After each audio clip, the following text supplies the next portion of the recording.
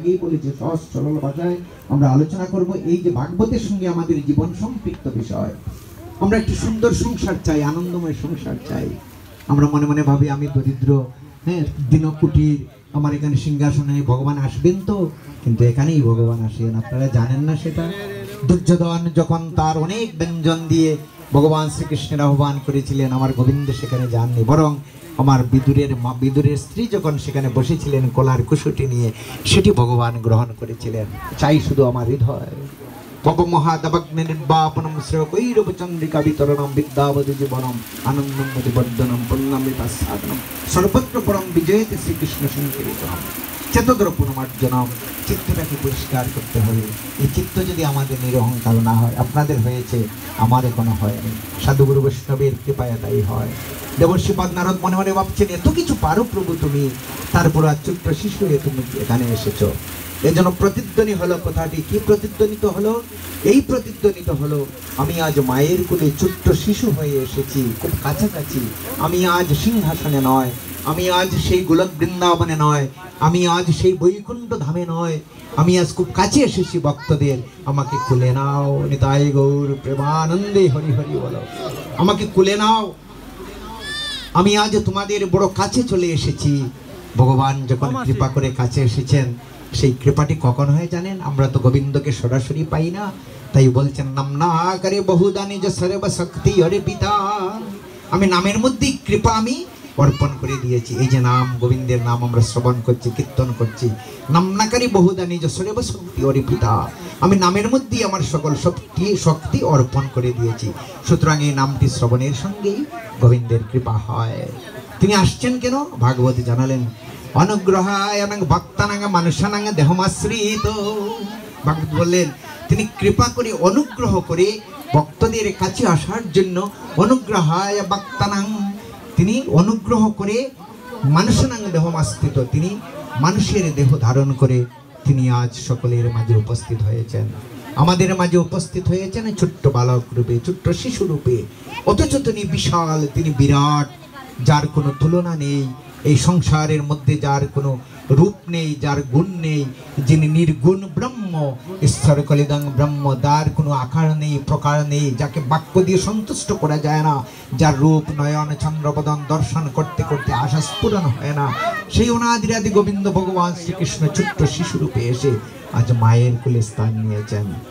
আজ মায়ের কোলে স্থান নিয়েছেন।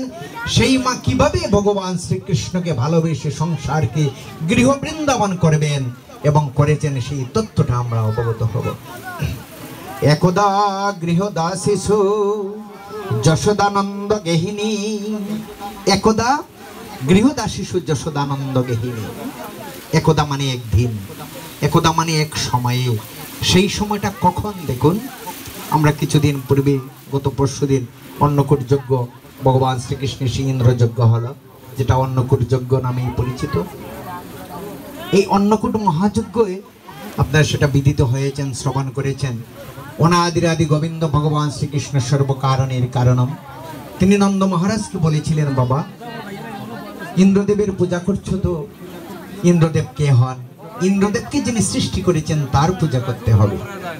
এটি বলে যখন অনাদিরাদি গোবিন্দ ভগবান শ্রীকৃষ্ণের কথায় যখন সকল গোপগোপীগণ সকল প্রকার খাদ্যদ্রব্য মিষ্টি ভোগের আয়োজন করে পর্বতের, গিরিরাজ পর্বতের কাছে নিয়ে গেলেন, সেখানে গিরিরাজ গোবর্ধন রূপে ভগবান শ্রীকৃষ্ণ আবির্ভূত হয়েছিলেন।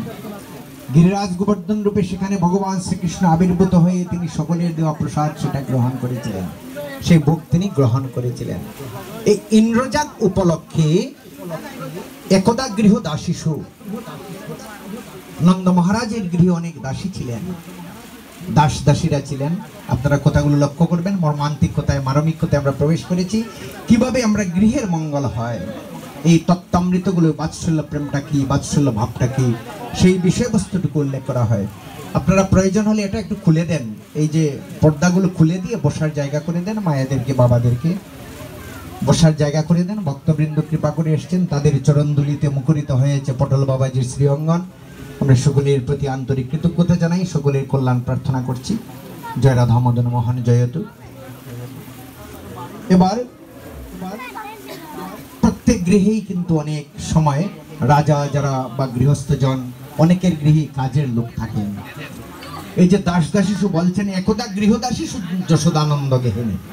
একবার একদিন সেই সময়টা এলো, দাসীদেরকে তিনি বলেছিলেন, মাঝে মধ্যে মা যশোদা বলতেন, দেখবেন এই যে সংযুক্ত কথাগুলো, তত্ত্ব কথাগুলো, সকল মায়ের সকল সন্তানকে কিন্তু সকলেই ভালোবাসেন। মা যখন একটি সন্তানকে কোলে নেন, এই সন্তানকে যখন আরেকজন স্নেহ করবেন, তিনিও মায়ের মতোই স্নেহ করছেন, কিন্তু মায়ের যেন সন্তুষ্টি আসে না, আমার সন্তানটা ভালোভাবে খেলো তো, আমার সন্তানটি ভালোভাবে পেট ভরলো তো। এই মায়ের যে আকুতিটুকু, এই প্রীতি লক্ষ্য করবেন, তেসাং সতত যুক্তানাং ভজতাং প্রীতিপূর্বকম। এই যে প্রীতি, মায়ের যে প্রীতি, এই প্রীতিটার সঙ্গে আর কারো কোনো তুলনা হয় না। আমরা সেটা বুঝি তো, সন্তান বড় হলে সেটা বুঝে তো। ভাগবতের কথা, সন্তান বড় হলে সেই মায়ের যে প্রীতি সেটা বুঝে তো। আজ মা যশোদা সকল দাসীদেরকে কর্ম থেকে নিবৃত্ত করেছেন। কখন করেছেন? দাসীরা বলছেন মাকে, মা তোমার গোপালের সেবা করে আমরাও কিন্তু আনন্দ পাই মা, তোমার গোপালের সেবা থেকে আমাদেরকে বঞ্চিত করো না মা, আমাদেরকে গোপালের সেবা থেকে বঞ্চিত করো না মা। মায়ের মনে তখন প্রশ্ন আসে, আমার সন্তানটাকে তারা অনেক ভালোবাসে তো। তাই মা যশোদা সেই সময়ের অপেক্ষা করছেন, কখন তিনি গোপালকে নিজের হাতে খাওয়াবেন। ইন্দ্রজাগ উপলক্ষে সমস্ত যখন দাস দাসী সহ গোপগোপীগণ, ব্রজাঙ্গনাগণ গিরিরাজ গোবর্ধনের কাছে সেই ভোগ সমস্ত নিয়ে রওনা হয়েছেন, এই পাকে মা যশোদা ওই দিন ব্রাহ্মকালে, ব্রাহ্ম মুহূর্তে, প্রাতঃকালে মা যশোদা সুযোগ পেয়েছেন। আজ তিনি তার সন্তান কৃষ্ণের জন্য একটু সেবার আয়োজন করবেন নিজ হাতে। কি বলছেন দেখুন, করমে নিযুক্তাস নির্মমন্ত স্বয়ং দদি।